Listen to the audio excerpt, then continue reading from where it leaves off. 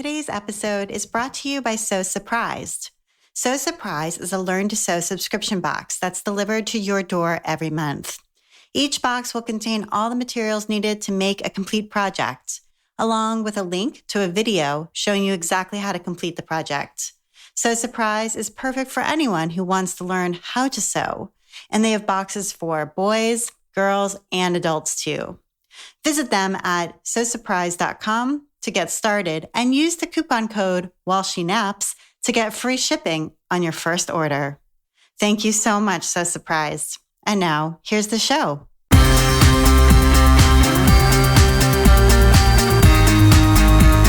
Welcome to episode 102 of the While She Naps podcast. I'm Abby Glassenberg. Today, we're talking about in-person events with my guest, Benjamin Levisay. We're recording the show live and in person at Stitches United in Hartford, Connecticut. This is a terrific show, and I am so glad to be here taking it all in. Benjamin Levisay is CEO of XRX Inc., publisher of XRX Books, as well as promoters of STITCHES Expos. He is a second-generation partner in this 31-year-old company, originally started by his uncle, Alexis Xenakis, his father, David Xenakis, and their partner, Elaine Rowley. Benjamin has been part of the fiber industry since his family opened a yarn shop in Sioux Falls, South Dakota, when he was a small boy, an enterprise that later evolved into XRX. After a career in the software industry, Benjamin rejoined the company 11 years ago as CEO and Director of Marketing and Sales. He is more commonly known as one of the hosts of Stitches. It is his intention to carry on the legacy of passion and commitment that characterize his family's contributions to the fiber world. Benjamin Levisay, welcome. Oh, thank you so much, Abby. Well, great to be here. Thank you. I'm so excited to talk to you, and thank you for having me at the show. Oh, it's a pleasure, and I really appreciate the opportunity to be able to talk to you and your listeners. Excellent. So you grew up in Sioux Falls, South Dakota, or nearby? Yes, I kind of grade school was in Pierre, South Dakota, which is the capital in the middle of the state, but junior high and high school, again, where you have the most angst in your life, that was Sioux Falls. So yeah, I grew up in that area. Okay. So I have never been there, and I'm wondering how your family got there. When I was a kid, I used to say, really, we couldn't have just kept going west to California, because I've always felt like a displaced Californian. I tend to be a little on the liberal side, and South Dakota tends to be a fairly red state. Nothing wrong with that. Good people in South Dakota. And now it's definitely home. I live in a little town outside of Sioux Falls. It's wonderful. But, my partner and very much family member, Elaine, who helped raise me, Elaine Rowley, the R in XRX, she had a family farm outside of town in Alcester. My dad went to USD as well as I did, although I didn't finish USD in Vermilion, South Dakota, which is again about an hour away from Sioux Falls. Sioux Falls was that big town in the area that eventually everybody wound up in if they weren't going to go somewhere bigger like Minneapolis or Denver or somewhere like that. I see. And is your family Greek? My uncle Alexis is Greek. It's Greek. Yes. Okay. I was just wondering from the last name. And the name XRX came from? Well, we used to be Golden Fleece Publications because our store was called Golden Fleece Publications. And then XRX came from the idea that, I don't know, I think we should have kept Golden Fleece. I think it was a great moniker for who we are. No one knows what XRX is, but XRX is Xenakis, Rowley Xenakis. Right. Okay. So the L, Levisay, is silent in that. Yeah. Okay, so your family opened a yarn shop. What was the shop called? The Golden Fleece. That was called the Golden Fleece. Yep. I see. Okay, and I'm wondering what made them open a yarn shop. I mean, that seems like a sort of an interesting, career path. Well, you get into that. My dad has always been very artistic. Alexis was very artistic. Elaine had a small shop in a little town called Beersford, and they all met there, and they kind of got together and decided to have a bigger one in Sioux Falls, and it kind of worked out like that. They've been, kind of family and friends and business partners for forever. And, they found kind of a new energy and a new inspiration for how they wanted to move forward in the world of business and creativity. I see. Did your parents have other careers prior to opening that, or sort of was that the beginning right out of college? Well, Alexi was in the military when he was younger, before he was in school, and my dad was a DJ. Lots of men in my family have been DJs. I think Elaine I think she'd always been kind of in the crafting world. Yeah. Okay. So they were sort of creative and came together as partners, business partners, and created this yarn shop. And I know your dad was a weaver. He was. And he invented a unique weaving technique that he went on to write a book about. Well, I don't know if he invented it. He certainly, he wrote a book called The Xenakis Technique, which really kind of outlined rigid heddle and what you could do with a rigid heddle. Back then, we were working with a company called Becca, which now at the time, they made rigid heddle looms, but now I think they make mostly toys out of the Twin Cities. And he used to teach nationally on what was possible with a rigid heddle loom pickups. You can do a lot with it if you really know what you're doing. And that's kind of where he went. From there, he had a weaving studio. He had apprentices. I served as his apprentice for many years and, learned a lot about weaving. Do you have siblings? I do. I have step brothers and stepsisters. I also have a twin brother.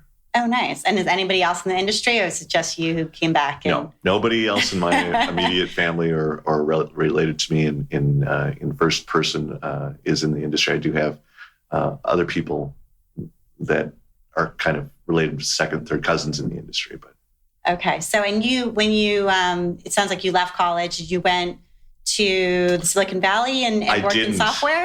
Tell us about that path. I was a troubled teen. I decided to move up to Canada where my mom lives and bum around there. I ran a couple of restaurants. I ran a couple of stores. I learned how to be an automotive mechanic. I spent a small time as a brewmaster at a brewery. I did a lot of different things, and I was up there for 7-8 years. And it was during that time that I met my wife, Krista, who was originally from New Brunswick and later moved to Cranbrook, British Columbia.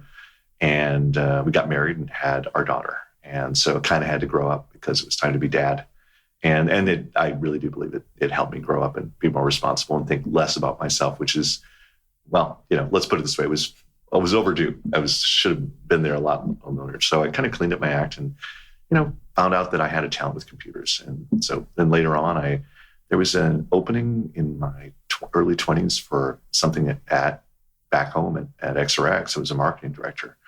And I had somewhat of the skill sets. And so they decided to give me a try. And so we moved back and, things progressed. I left, became a consultant, an Apple consultant and a part owner of an independent Macintosh store. And then I joined a software company called Insider Software and stayed there for many years. And I don't know, one thing led to another. And I somehow wound up back in the fiber world, which is good. Did you resist that? I mean, I know for so many companies, both in knitting as well as in fabric, are family-owned businesses and often second and third generation businesses. You're not alone. I mean, there's so many. It's a very common story.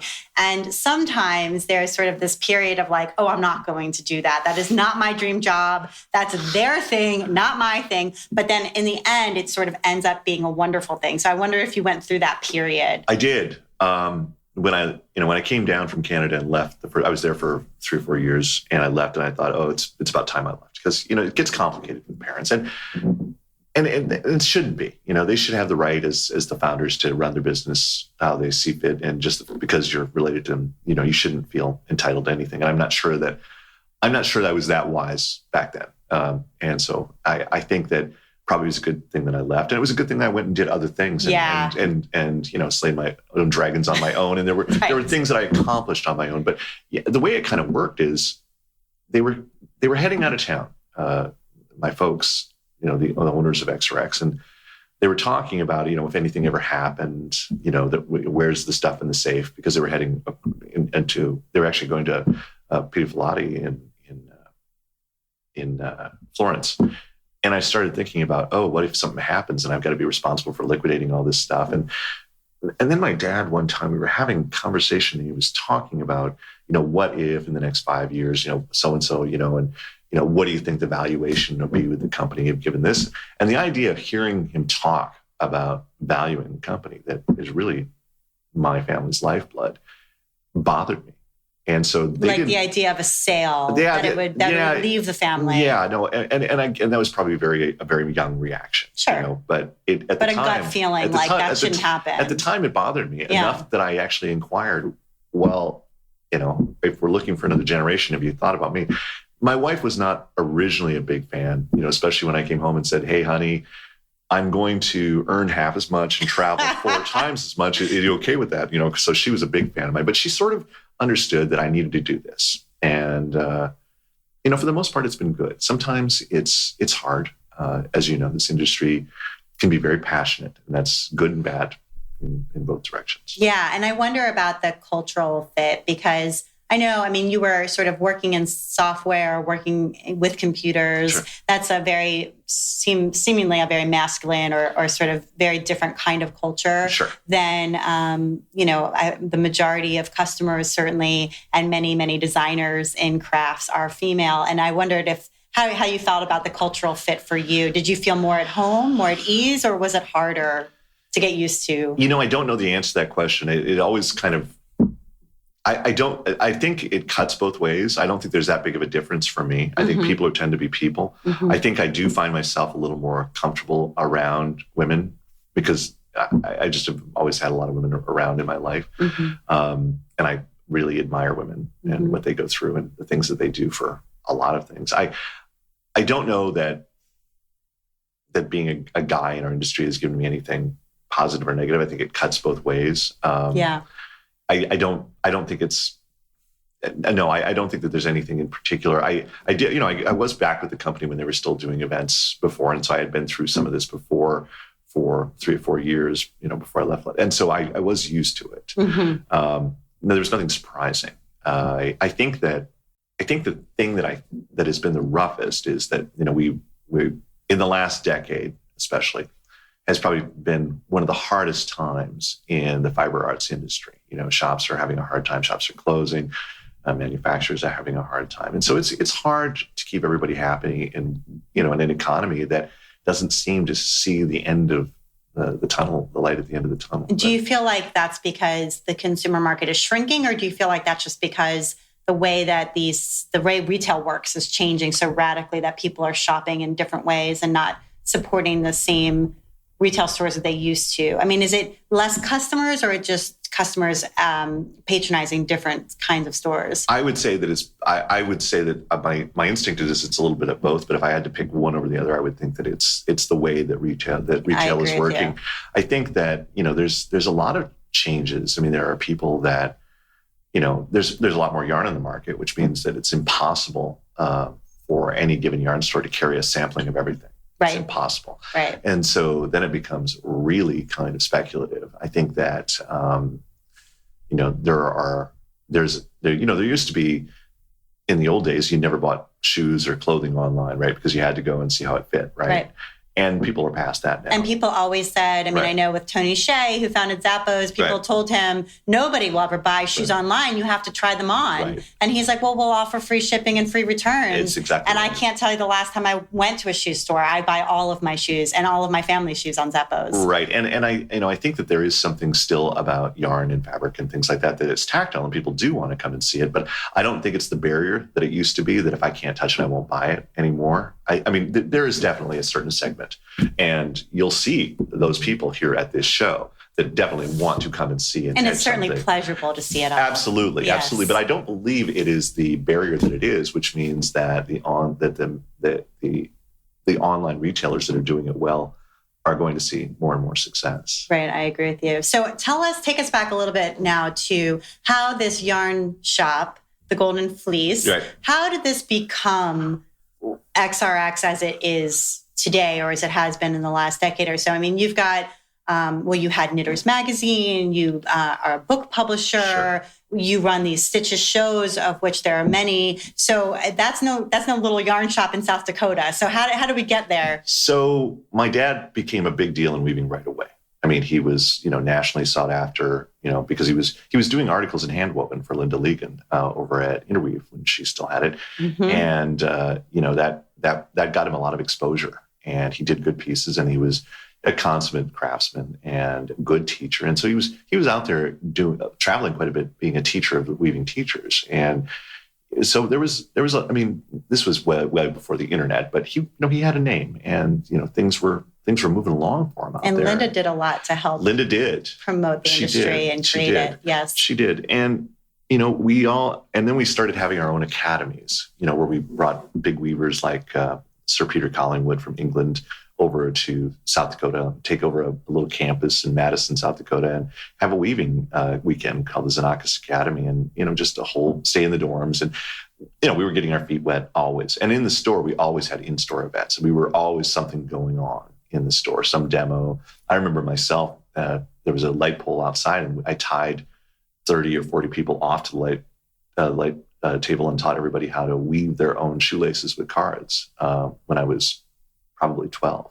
We were always doing something kind of cool and interesting in the place. And so always involved in the community. Yeah, well, if you can put a product in somebody's hands, that's fine. And that may get you somewhere. But you put the creative experience in their hands, and you're going to win every single time. And that's the answer, I think, to what's going to make the retail shop stay. I do. I think that's the answer there. The successful retail shops tend to be community centers or activity centers that, oh, by the way, happen to sell yarn. Correct. And I think that works. But the way we started this, we had these little getaways, and we thought, okay, so really bad story. I'm going to tell a story, and it's not, and she's admitted to it, so it's been out there. But my dad wove some pieces for a piece for Linda in hand, and it got put aside, and they were a very busy organization. And then when she put it out, she forgot like half the text, and it was a bad article. Oh no! And my dad, this is how he made his living, right? His cred was based on this. And we got the issue, and he was devastated, like angry, calling the line, and it's head in his hands. And I remember we were sitting there at the Pizza Hut with my twin brother, Elaine, Alexis, David, and I had just gotten back from playing Miss Pac-Man with my twin brother, and we were 9th grade or 10th grade, I can't remember. And the world had ended. My dad, head in hands, super angry. Yeah. And Alexi piped up and said, well, let's just start our own magazine. How hard could it be? Those are the famous words of creation. Every so often you're a bit round. And this was in the 80s. Yeah. Uh-huh. Yeah. And so the first magazine we had was not Knitter's Magazine or Weaver's Magazine. It was actually called the Prairie Wool Companion. I know, very cute. We were so cute back then. And the concept was we wanted to build a magazine that was actually what we're doing now today, which had all the crafts that a yarn store does.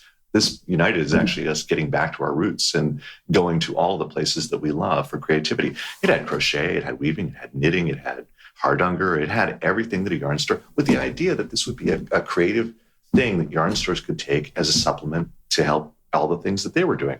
We had no idea that other yarn stores didn't behave like we did back then. Right. So we just assumed that everybody, did all these Naivete things. is a very helpful thing. Yes. And we built this magazine called the Prairie Wool Companion, and literally dozens of people signed up for it. We were very proud of it. We took it to market at TNA, and they just said, look, that's not the world. And so it really got reduced to what the world was back then, which was knitting and weaving. And it became two different magazines. One was called Knitters and one was called Weavers. And we had to sort of brush off all that other cool, stuff that we had in there. It was very sad for us. I see. And that's because sort of consumers wouldn't the market wasn't something. There. It was back then, especially. You were ahead of your time. But back then, really, it was very supplier side driven, right? Everything was subsidized by the supplier. The suppliers basically advertised in a quid pro quo manner for projects being in a magazine, and they didn't want to advertise for anything but a knitted garment.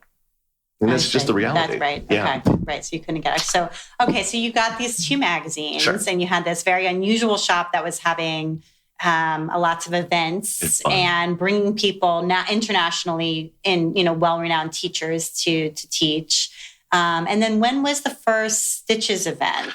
Well, we had eventually gotten past being a yarn. By the time we were into magazines, we realized, okay, we got to stop doing this yarn store because it's. So did you sell it or just close it? We closed it. Okay. Yeah, we had a big sale. We closed it. You're like, we're going to be a publishing house. Yeah, and we got offices. We still have all our looms from the old days. I have the Countryside loom that is my favorite that I stole from Elaine when I was 17. and I'm never giving it back. We still have all that stuff around, and everybody still crafts, although Elaine does more quilting and sewing than anything else these days. She used to be the knitter, the crazy knitter, but now she's a sewer and a quilter, basically. And, but yeah, we had to become publishers. Right. And then we got into books because that made a certain amount of sense to us. And then, Alexis has always been the crazy one. He's the photographer and the inspiration guy. Right. I noticed his name is the photographer credit on many of the books that you publish. Right. Or maybe all of them. I don't know. Yeah. Right. Okay. And he's an exceptional textile photographer. And, it actually is, when you see the world through his eyes, it's a beautiful place. It really is. The way he looks at things, there's opportunity and there's creativity and there's inspiration. And I think it takes that kind of an eye to come up with the idea of something like Stitches. I want to take a minute now to talk about our sponsor, So Surprised.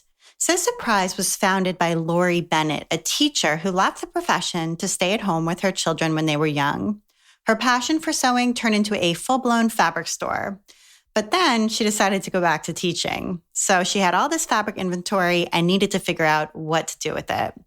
Her daughters were getting to be teenagers and were ordering a lot of different monthly subscription boxes. So Lori decided to combine her overstock of fabric and sewing supplies with her love of teaching. And that is how So Surprised was born. So Surprised is a little bit different than many of the other subscriptions that are already on the market in that the boxes go in a specific order. So everyone who starts begins with a beginner box, and then every box that follows builds upon it so that you get new skills. You start with the simplest box, and the projects increase in difficulty each month. At first, Lori was only providing boxes for children, but she had so many teens and adults requesting boxes so that they could learn to sew. So she expanded into options for girls, boys, teens, and adults. Lori creates a YouTube video to show what is in each box and also to walk the subscriber through the process of completing the project from start to finish. This way, the learner can go at their own pace and watch the video over and over again as many times as they need to get all the steps. At the end of the year, the subscriber will receive a certificate of achievement and can switch over to receiving a more general sewing box each month to build up their stash and have more freedom to choose the projects they want to tackle. So head over to SoSurprised.com and use the discount code WhilesheNaps to get free shipping on your first box. Thank you so much, So Surprised. And so it was 26 years ago in Cherry Hill, New Jersey, it'll be in September, I guess, that they put together the first Stitches. Some of it was even on the racetrack there. And And what was that concept? The concept was that you would have this knitting and crochet. It was really very knitting. Just knitting. You would have this knitting show where yarns would be on display and there'd be classes and demos. Yep. Okay. And there was. And was there anything like that on the market? I have no idea. So not really. Okay. I mean, not really. And I should say that the industry as a whole didn't react to it all that positive. What were some of the not so positive reactions? I wasn't there, right? But, my dad always describes it. It looked like a scene from an old Frankenstein movie where the villagers had pitchforks and torches and were coming for you. Why? What would make people upset about being able to buy yarn in one place? Because it was really outside the traditional go to your local yarn store and let them control the industry at the ground level. It was very much a difference in that, a departing from that. I see, because you're bringing all of these brands together. You're offering, you're basically throwing a party. You're bringing everybody that will come. You're getting all these names that are an attraction to the end users. You're bringing all this yarn as an attraction to users. And, and for a yarn store that maybe felt like it was their area that didn't want to participate, the suppliers were also very protective of the yarn stores about this at the time. And it took a couple of years for people to sort of go, okay, this is an okay thing. And, they're not going to kill us. I mean, one of the things that is important to us, and regardless of what people may think, is we really do believe that we have to be good stewards of the industry. We don't want to hurt anybody. We really don't. I'm not saying that, that we haven't hurt people, but it's never on purpose. And it's hard to just walk throughout the world and never, create any kind of a problem. But when we do, we try to fix it. we try to go back and say, well, look, that was bad. I'm sorry about this. How can we do it better? Or how can we be more fair? But this was just one weekend out of the year, right? So that one weekend, yes, the yarn buying public is buying yarn elsewhere. Sure.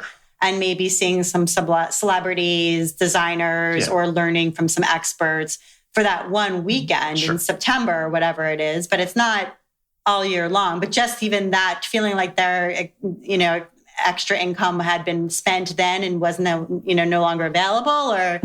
I don't know that I'm the right person to analyze the way that they've done. But here's what I think that it is an honest thing to say, and the way that I tend to think about it.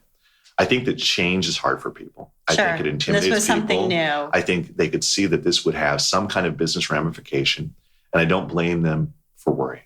I don't.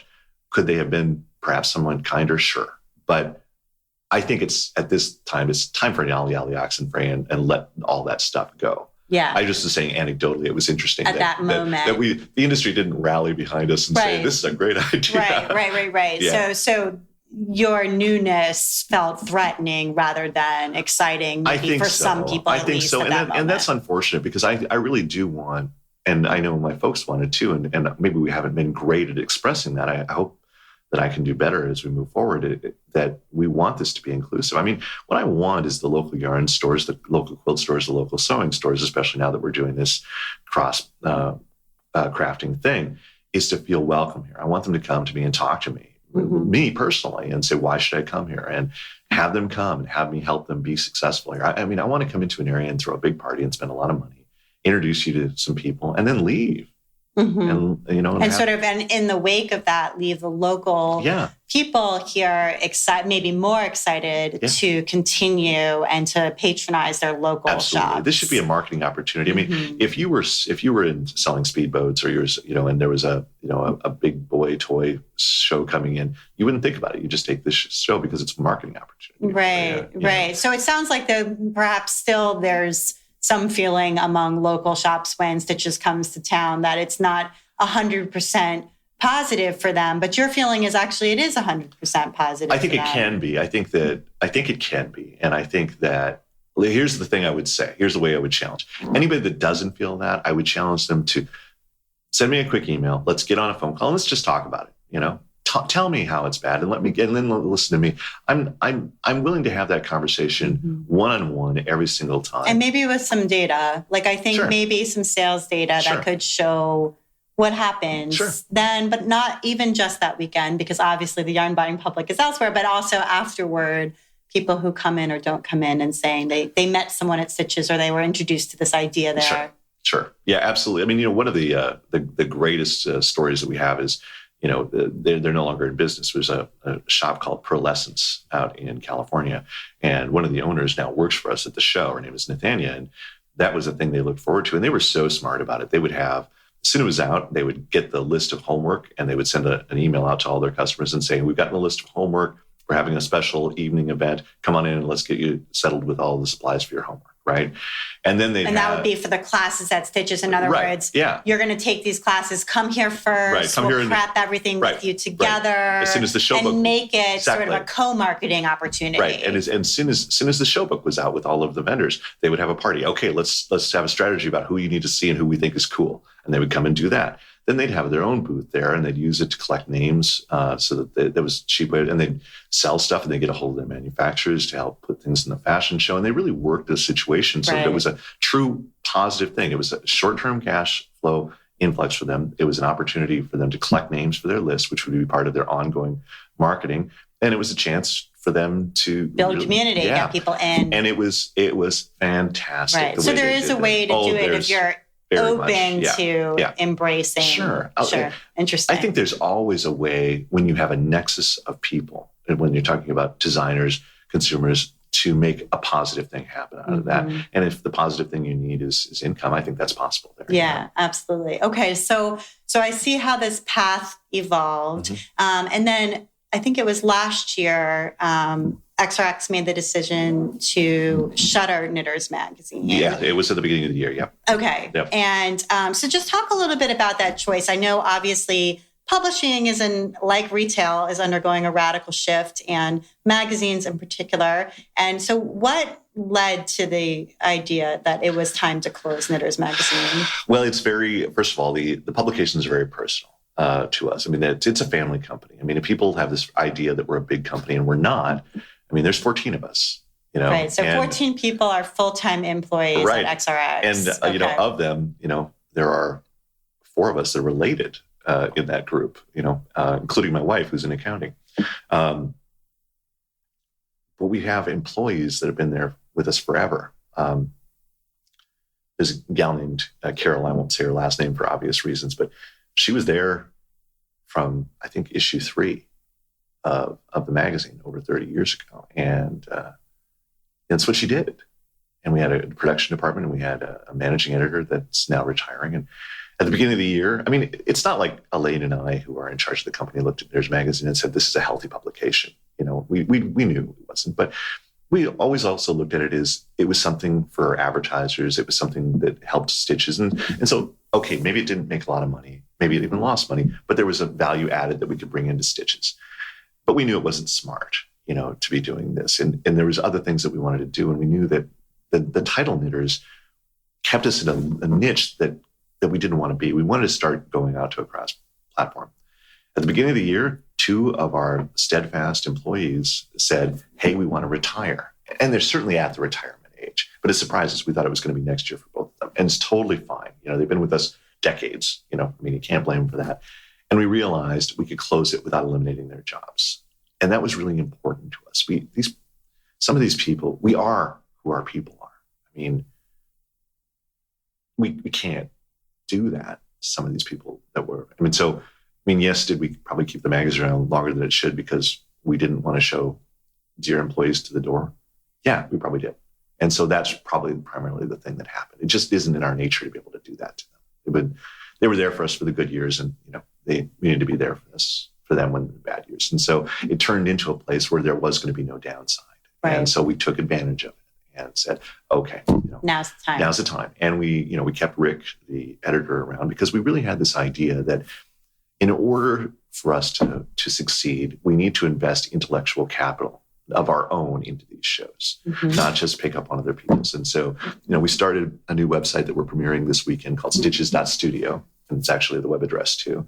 And showing knitting garments for free online and sewing garments and quilting garments. And we're going to go all over the place on these things and just put good quality content. Start doing content marketing, which was what Knitters Magazine was. In an old media sense. Exactly. But we're going out to... Because you're saying it was even a loss leader. It wasn't really even making money. So it wasn't worth the printing. That's the biggest thing. And then chasing down all the things and then trying to condense an article so much just because of printing costs. Correct. What you end up doing is we never wanted to be like the last edition of Newsweek, which was a leaflet. We wanted to be at the end a full magazine. Go out strong. We just did. Yeah. And sometimes I think we do the wrong thing based on our own sensibilities, but it's just kind of how we have to do things in order to look ourselves in the mirror. And it turned out that way. And we all shed a tear. I mean, my twin brother is on the cover of K1. What is his name? Aaron. Okay. And, he's wearing an original Elizabeth Zimmerman garment. I mean, these things have a lot of history for us. Sure, that's your family. Yeah. Absolutely. Yeah. Okay, so we've got this new website that's launching, which is going to have some content marketing pieces there. And then you really focusing on expanding Stitches and investing in Stitches, both adding new shows and new markets and also expanding what's offered. So here we are at Stitches United in Hartford.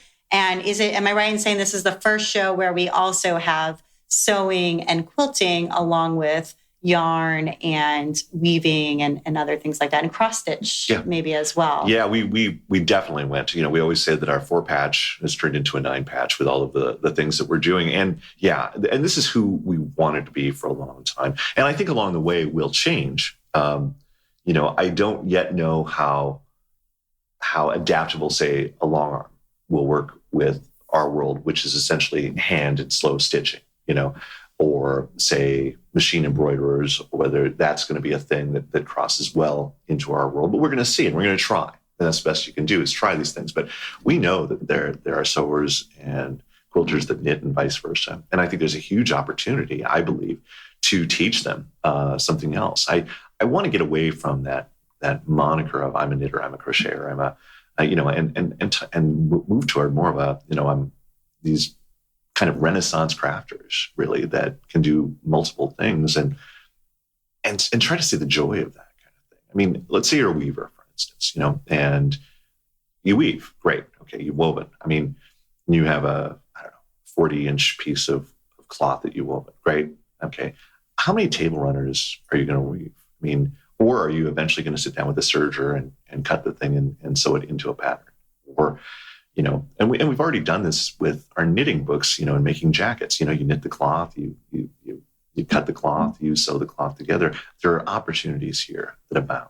And I think there's fun things that people that like to work on, particularly with their hands in small projects like English paper piecing.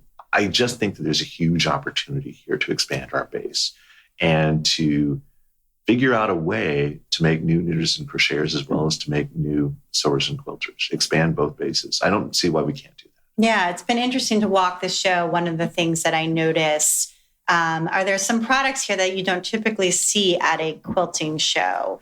One of them are beads. There's a lot of beads. Because people incorporate beads into their knitting and into their crochet, and also maybe with stitch markers and things like that. So there's quite a lot of beads. And then there's also a lot of like lotions and hand care products, and the knitting and crochet is handwork. And but sewing is too. And when I go to the sewing shows, I don't see as many.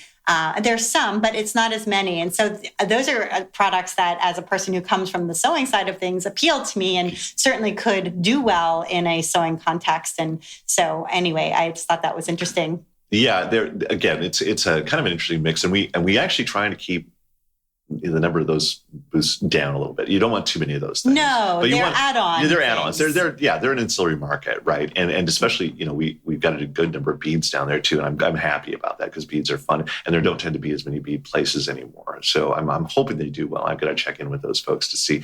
This is an unusual market, and we don't know what's going to be successful yet. Right. This is an experiment. This is an experiment. We do have merchandise already for our Midwest show in August and our Texas show in September, some sewing and quilting as well, but not as much. This will be the show that we always do more from and try to learn from and have it be an incubator for. The one here in Hartford. One, well, wherever it is united. Okay? I see. And, we used to have a show called Stitches. This is Stitches United. And I care enough about the Stitches United brand that it will continue to be Stitches United, even if I move it somewhere else. Okay. And the United show will always have multiple crafts. That is my intention. And I decided to come back here because we had a good run here in the early days for Stitches East. And I know the people, and I knew that there was going to be enough new at this show that knowing the convention center was going to be a real plus. And I also knew that the East Coast folks were missing us too. And I kind of felt bad about leaving them for 2 years. And XRX Books is going to continue to publish. I think so, but I think what we're going to do, again, you look at the money and you look at the distributors, we used to do a ton of money with just selling books into the local yarn stores, and they're just not, it's not the way it works anymore. Right. I would imagine that XRX Books will have some printed books, but it will continue to be more digital books in the future. I think there's a market for that. I think they'll either come out on digitally as PDF or through a stitch chip that we use. But one of the things we're going to try really hard to do is to keep some of these mediums off of Amazon to at least give the local yarn stores and some of the local shops a fighting chance. Okay, so tell us what the stitch chip is. You told me earlier, and It's fascinating. Well, it's kind of. It's a little bit counterintuitive. Why would you put cost of sale against a digital publication, right? But people don't necessarily want to log into an account and create a user and, have me know everything about them in order to get a digital version of a book. And it's also a point of purchase thing. So this is a USB. It's a USB drive. Right, that's preloaded with an ebook. Right at the lower point, and it's big enough. They're sold at local yarn shops. Not yet. When we go back, we're planning on trying to put a program together, and whether that will be successful, I don't know. It could be that Stitch Chips will only ever be successful at these shows, and they are successful. And they're sold, so they're right. So the first market is to be sold at shows. Sure. Yeah, because people can walk in and they can say, I like that. Gosh, it's about half the price of the regular book, but it's still large enough that I can have the author sign my USB drive, because they're about a business card size, and the author will sign it for them. That's interesting, right? So it gives you space to sign. It's the only way that I know of to be able to have an author sign a digital edition. Right. So they look like a business card? Yeah, they do. Are they paper in the same way that a business card is, or are they made of plastic, kind of like a Visa card? They are a plastic. Here we go. They have our logos on one side. All right, so you can't see this, but it basically looks like a credit card, and there's a little kind of fat area that is the USB area, and it pops out. And then you plug that right into your computer. Thank you. This is super handy. Really cool. So is this something that you've trademarked? It's called the Stitch Chip? We've copyrighted the name, Stitch Chip, STITCHES, right? Got it. Yes, that works. And, as far as I know, we're the first publisher doing something like this. Yes. I don't think it's right to, and it's got the name of the book, and it's got the photo of the cover of the book on the front, right? So that you would know which one is which. The one you've got right there is something I think you'll find really interesting. It is embroidery on top of knitting. So you've done the knitting, and then you do hand embroider over certain stitches to get a really interesting effect. This is called Splendid Apparel by Anna Zilborg. Yeah, I think you'll really enjoy that. Do take a look at it. I will. You'll enjoy it. So interesting. Okay, so you're sort of thinking through new ways of getting this content to people in a way that they're going to pay for, but still feels special and accessible, and is off Amazon. So is that book on Amazon? The book is on Amazon. The PDF isn't, and the Stitch Chip never will be. Okay, so if you want a digital version, you have to come to my website. And I don't know how to do a port through. I'm not using Ravelry for that right now, and I may at some point, but I kind of think that that's not going to be the way. I think that the way I'm going to try to move forward with retails is through the Stitch Chips. But my intention is to not go to, if if Amazon comes and says, we want in, I'm going to say no. No, right. So this is your software, you coming out through the knitting. I'm channeling my inner geek. You're channeling, right? But it's useful here because you're able to maybe think outside the box or innovate in a way that maybe people who don't have that background wouldn't be able to foresee. I'm hoping that if we can make these lighter and more cost effective for the retail stores, that there's a way that they can make some money and have less risk with these books, and maybe it'll make sense. Maybe it won't.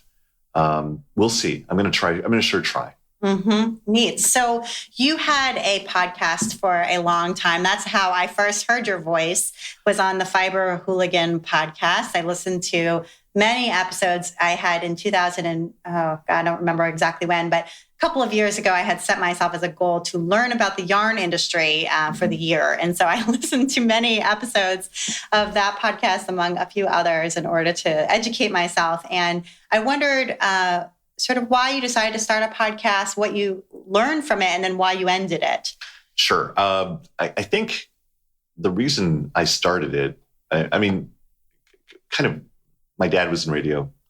My brother, Aaron, was in radio. I was in radio. When you have a good voice for radio. I always say I have a face made for radio. Yeah. And Olivia hates it when I say that. But you should do voiceovers. I've done the voiceovers. Have you? Yeah. Okay. And I've done, work for, anyway, it's... Yeah, it's something you enjoy. It isn't, actually. I get very nervous about being on stage and in front of people. But anyway, I've done it because, again, I know I have a kind of that FM voice. You do. Right. And it's hereditary. It takes no training whatsoever. My brother has it as well. And my dad, he has this beautiful, gorgeous voice. I listened to the episode where you interviewed him. Isn't his voice amazing? Yes. Yeah. And he's just a sweet man too. But so I've always missed radio. I was just like, and I used to be in a college station late at night where I could do anything I wanted, so it's fine. And but I was going through a time where it seemed like almost once a week I was on somebody else's podcast. And you've done quite a few. I have. I tend to get interviewed, and I'm happy to do it. I always feel very grateful that anybody wants to hear my silly story one more time. And it's always good. And I always feel like oftentimes what I'm talking about is the stitches, and I feel like I should do it because it's my job to do my very best to promote the market for the vendors and the teaching experience for the teachers. I mean, I have to do everything I have to do, can do really, to make sure that they're successful. Sometimes I'm really good at that, and sometimes I'm not, but I really do want to try. I can certainly say that I've failed on occasion, but I've never not gone to sleep saying, yes, I've done everything I could do today. And I started thinking about the stories in our world that weren't being told, or weren't being told in the way that I wanted them told. I've always wanted kind of a Sunday morning as kind of a show.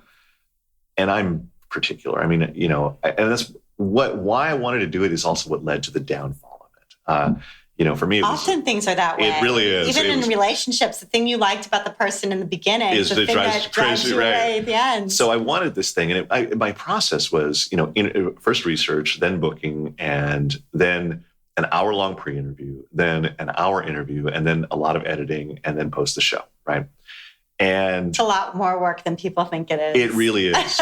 It really is, because I was compulsive about my editing, and I split the tracks on, my voice and the other voice on 2 different tracks, so I could really go in and manipulate. You geeked out. Yeah, I really did. And my kids were growing up.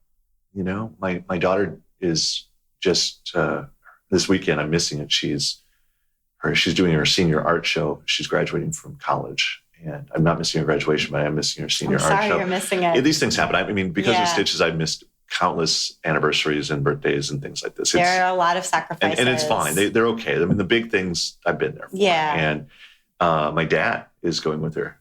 That's good. So that she's not alone, and he was happy to do that. He's more of an artist anyway. He'd appreciate it more than I am. My kids were growing up. Yeah. And it was taking too much time. I was losing time every day. And I really loved it. I loved learning about things. I loved telling stories. I loved knowing that by the time I had done an interview and posted it, that the story was really told well. Yeah. But it was killing me doing it. And so I think I did about 80 to 90 episodes, and then I just called it quits. And, they're still out there. People can still go get them. And every so often I'll get a call or an email saying, when are you going to come back? I don't think I will. I was asked one time to fill in for somebody else's podcast, and it was a live podcast, and I couldn't make it, but I may show up again one of these days. Mm-hmm. And do you really drink Diet Dr. Pepper? Was it Diet Dr. Pepper? No, so that is. Or is it just Dr. Pepper? It's Diet Dr. Pepper. I was right. It's Diet Dr. Pepper. So I actually really like Diet Dr. Pepper. So every time you said that, I was like, oh yeah, I do want one of those. So several of my closest friends drink Diet Dr. Pepper, including one of my dear friends, Jessica Nelson, who is actually down at the registration desk. She's Mavis's secondhand person. And, she was around when I was developing the whole thing. And that was kind of like a little tip of my hat to Jessica. And just so for people who haven't listened, in the beginning of every episode, you were like, sit back, have a Diet Dr. Pepper or something like that. Yeah, no, I'm a quirky kind of guy. I mean, there's things that I say sometimes that I know people kind of go, what was that about? But yeah, some of these things are little inside jokes that just kind of flowed out. Got it. There are a couple of Easter eggs in the shows, that are inside jokes. But we won't go there. But that's where Diet Dr. Pepper is. Jessica Townsend. Got it. Okay. So I want to make sure we get to your list. And because people absolutely love to hear recommendations. So we're going to get there now. And one of the things you wanted to recommend were zombie apocalypse novels. I don't know if I want to recommend it. I was asked what books do I read and what and do I like. That's what you're reading. And so, I have an affinity for the zombie apocalypse genre of fiction. Can you tell us a title that is especially not to be missed? Probably Newsflesh. Newsflesh. Right. And the author is Mira Grant. Okay. And she is got to have the scariest imagination and most unique take on zombie apocalypse genre. I just sit and refresh Amazon all the time to see if she's brought out anything new. She's fantastic. Okay. I'm totally obsessed with her work. That is good to know. I would never have heard about that before, and I'm not sure I'm going to go there. But I have a 13-year-old who has quite the morbid personality, so perhaps she will. Well, I had a knitter that turned me on to her. Oh, okay. We used to have, she runs a podcast. Her name is Jasmine, and Gigi run Knitmore Girls podcast. And Jasmine used to be an intern for XRX years ago. They're out on the West Coast. And she heard that I like this, and she introduced me to this name, and I started reading, and I'm obsessed now. So it's a fellow crafter's reason that I'm there right now. Got it. Yeah. Okay. And you also wanted to recommend being a homebody and just hanging out around your house. And I think that's funny because I would recommend the same thing. And my kids are like, they'll be home for 2 or 3 days and they're like, I'm bored. I'm like, I'm never bored. I literally walk around my house. I have so many projects. I could just stay in my house alone for weeks and weeks and work on all my projects. It's the truth. Yeah. I am an introvert. I have to get on podcasts a lot, and I have to get up on stage and play the fool and play the host. But I get sick to my stomach every single time I have to get up in front of a crowd. And I'm never happier than when I can sit quietly and work on a project or work on some website materials, or work on some strategic planning, or even just read a book. I never get enough time to read anymore. And there's all that zombie apocalypse now waiting for me.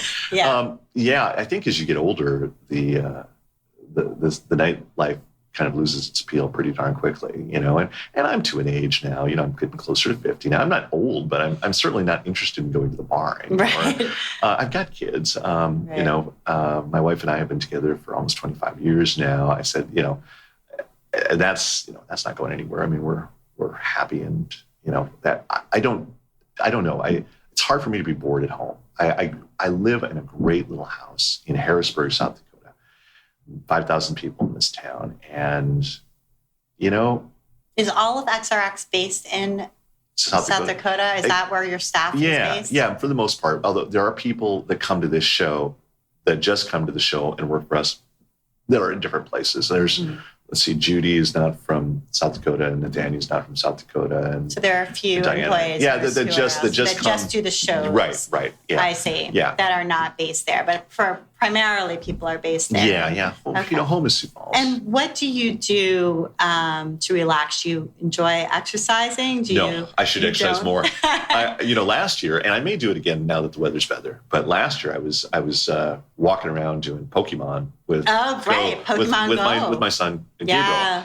He was 16. That got a lot of people outside. It did. He was 16, and and I think he was talking the other day about wanting to run up to the park, and I was busy getting ready for the show. And last couple of months have been back-to-back shows and a lot of prep, and I haven't had any time to even sleep, But, now I'm kind of getting into an area where it won't be working quite as much anymore because we're sort of caught up on things. We have a kind of a hiatus between shows. And, it would be good for him. I mean, it was good. I sort of enjoyed it. I know it sounds silly, but I remember at Stitches Midwest last year, I took a whole bunch of people one night from the show, and we went out and we're going to towers and doing battles. And so I think it was a good trend. Yes, you were looking at your phone, so it was augmented reality, but it was, I don't know, it was still reality. Well, you were still outside in the park when maybe you would have otherwise been at home on the couch. When my daughter was going, I've always tried to do something to try to stay in touch with them, right? Because I worked a lot, and I feel guilty. I do that. I work a lot. How many hours a week would you say you work? 60 or 70. Okay. Yeah. I mean, easily. I mean, I don't really stop, Yeah. And it's all weekend too. What I try to do by Friday afternoon is get myself all together so I have all the assets I need so I can get something done during the weekend. And there's always a weekend project, Yeah. And that's just been recently. I'm hoping that we really can, it was show and then a show and then a show and then a show. We had a huge bunch to go. And the United was a big thing for us because we had, never worked with getting sewing machines to classrooms before and dealing with those kinds of things. There's a lot of things we had to learn for this particular show that was not repeatable, but now we've learned. Now you've got it. And we've got notes. You have to build new connections. Right. And you have to change your infrastructure a little bit and your procedures, and that's good. Do you have to up your insurance? I'm just wondering because you've got sewing machines, which are, okay. Yeah. I thought so, So it's a whole different thing than a knitting needle. Yeah. Well, I mean, and every vendor has got to carry a certain amount of liability insurance of course, too. They do. I mean, it is it's a lot. It's a lot of balls in the air. It is. But I try. I've been trying harder and harder to manage. I mean, when my daughter was in high school and reading like the Divergent series. I read the Divergent series. So right? You could talk to her about it. When she was a little younger in high school and she read the Twilight series. Yes, I read the Twilight series. I could speak sparkly vampire with her. And somehow I think you might have liked them, though. Not just doing it for her, but for you too. I refuse to comment on that because they're so sappy. They're so good. Yeah. I'm always good for a good Hallmark movie too. Yeah. You strike me as somebody who would be. You've got a soft side. It's terrible. I mean, during Christmas, the Hallmark Channel is on almost all the time. If I watch it too long, I just start weeping. I bet. It's terrible. It's terrible. Well, Benjamin, thank you so much for taking the time to be on the While She Naps podcast. I really enjoyed talking with you. It's been a pleasure. Yeah, it's been great. And thank you for having me at Stitches United. You're very welcome. Please come back. I will. It's a great show. So you've been listening to the While She Naps podcast. I'm Abby Glassenberg. Visit my blog, whileshenaps.com, where you can sign up for my email newsletter to get the best in sewing and blogging and small business delivered right to your inbox each week. Thank you so much to So Surprised for sponsoring today's episode. So Surprised is a Learn to Sew subscription box that's delivered to your door every month. Each box will contain all the materials needed to make a complete project, along with a link to a video showing you exactly how to complete the project. So Surprise is perfect for anyone who wants to learn how to sew, and they have boxes for boys, girls, and adults too. Visit So Surprised at sosurprised.com to get started and use the coupon code While She Naps to get free shipping on your first order. Thank you so much, So Surprised. And if you enjoy the show, tell a friend about it. Thank you so much, and I'll see you next time.